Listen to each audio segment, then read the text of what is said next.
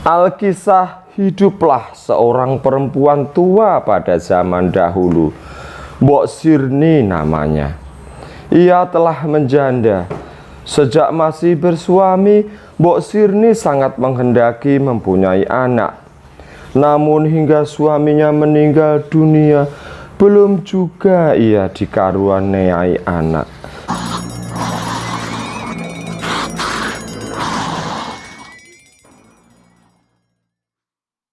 Meski demikian, keinginan Mbok Sirni untuk mempunyai anak tetap bergelora. Ia berharap ada seorang yang berbuat baik, yang bersedia memberikan anak kepadanya. Anak yang akan dirawatnya hingga akhirnya dapat membantunya bekerja setelah anak itu besar. Pada suatu hari, seorang raksasa datang menemui Mbok Sirni.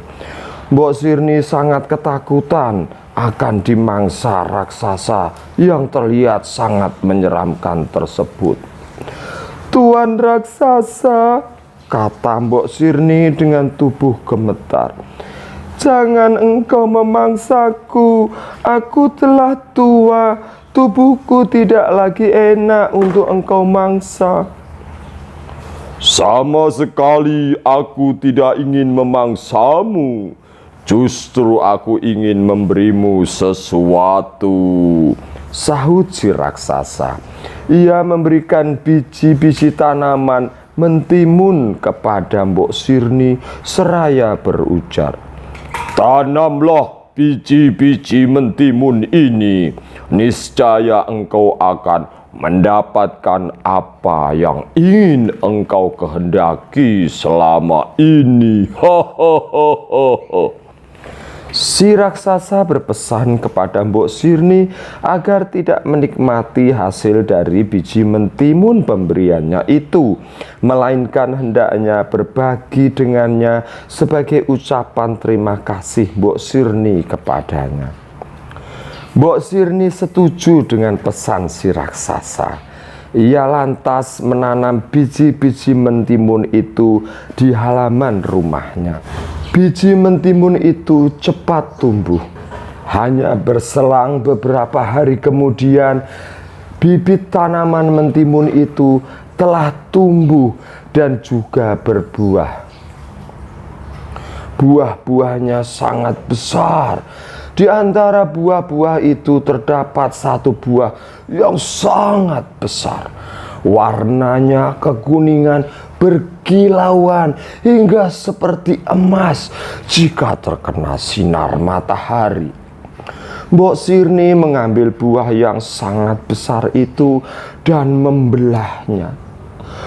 Mbok Sirni sangat terkejut ketika mendapati bayi perempuan yang cantik di dalam buah mentimun itu. Mbok Sirni sangat bersyukur karena keinginannya untuk mempunyai anak dikabulkan. Ia lantas memberi nama Timun Mas untuk bayi perempuan itu. Mbok Sirni merawat timun emas hingga timun mas tumbuh menjadi anak yang kian terlihat cantik seiring dengan berlakunya sang waktu. Mbok Sirni sangat menyayangi timun emas dan begitu pula sebaliknya. Beberapa waktu kemudian, Mbok Sirni kembali bertemu dengan si raksasa ketika ia tengah mencari kayu bakar di hutan.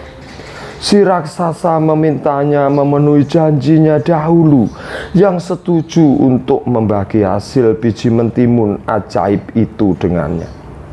Sesungguhnya Mbok Sirni sangat tidak rela jika ia harus membagi anak tersayangnya itu dengan si raksasa. Ia juga kebingungan bagaimana cara membagi timun emas itu.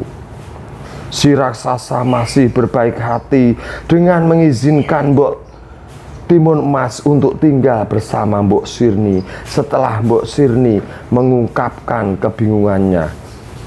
Si raksasa berkata, "Gadis cantik itu boleh tinggal bersamamu hingga 17 tahun umurnya. Setelah itu aku akan memangsanya. Mbok Sirni sangat gembira mendengar keleluasaan yang diberikan si raksasa. Ia masih bisa bersama Timun Emas lagi selama beberapa tahun ke depan. Timun Emas tumbuh menjadi gadis yang sangat cantik. Sifat dan perilakunya baik. Ia taat dan penurut. Rajin pula ia membantu kerepotan Mbok Sirni yang telah dianggapnya sebagai ibu kandung. Aneka pekerjaan rumah tangga di rumah Mbok Sirni dikerjakannya dengan baik.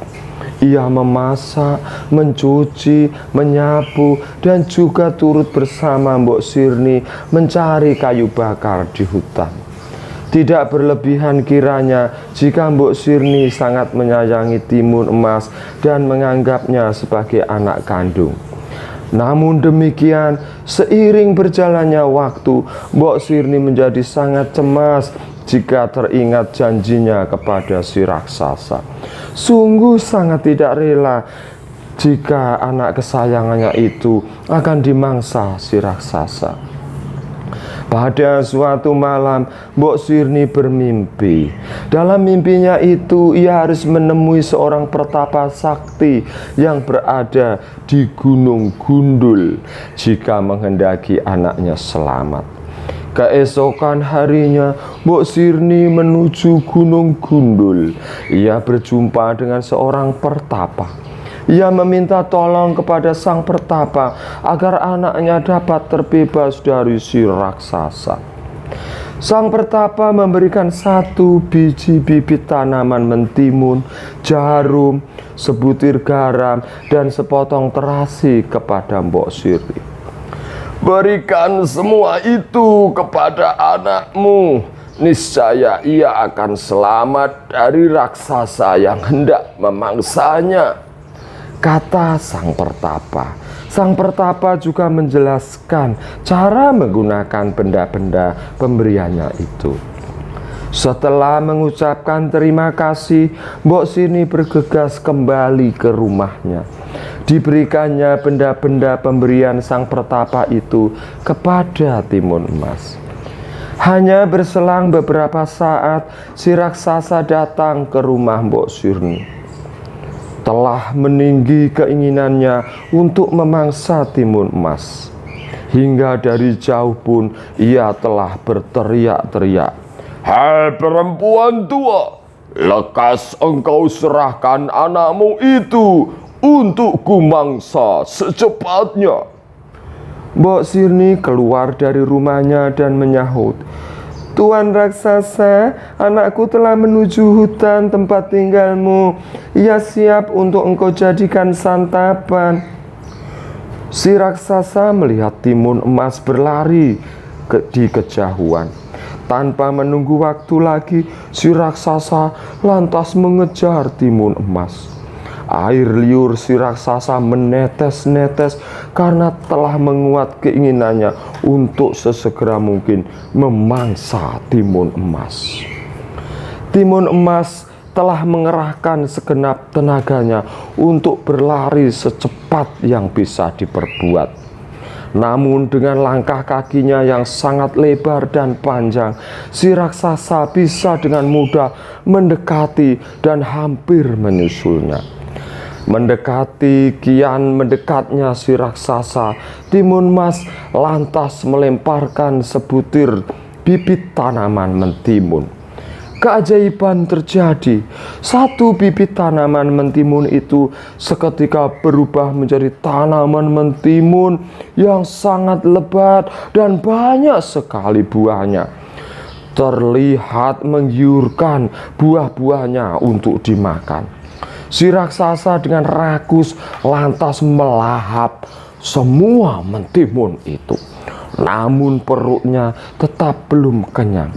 Ia kembali mengejar Timun Emas yang telah berlari menjauh. Timun Emas selalu melemparkan jarum yang dibawanya ketika mengetahui si raksasa kian mendekatinya. Keajaiban kembali terjadi. Jarum yang dilemparkan Timun Emas berubah menjadi hutan bambu yang sangat lebat.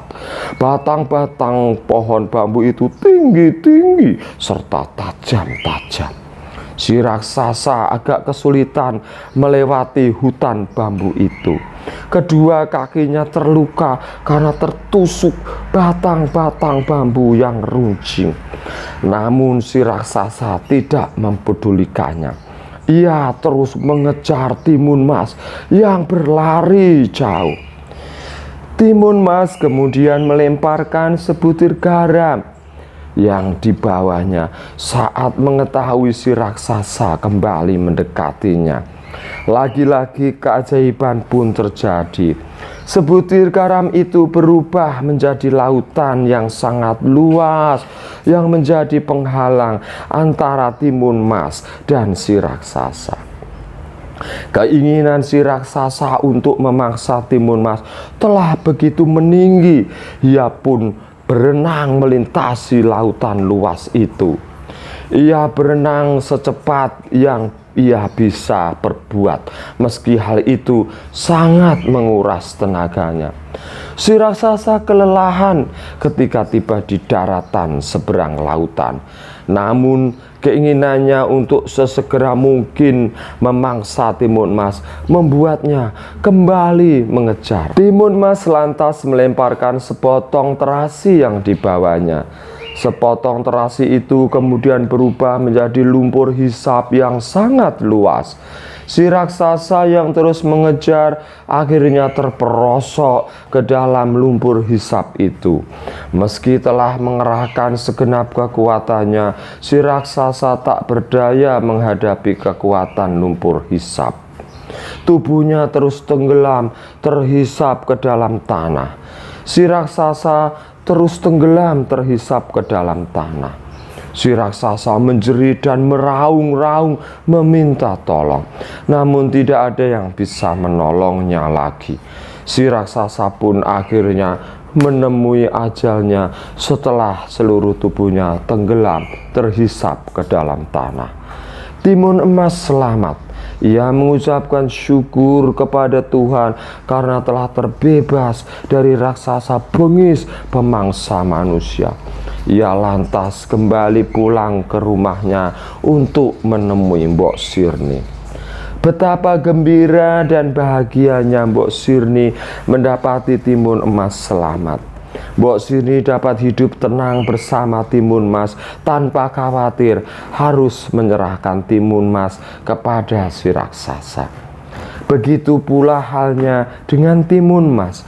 Ia dapat hidup tenang bersama sosok perempuan tua yang telah dianggapnya sebagai ibu kandungnya.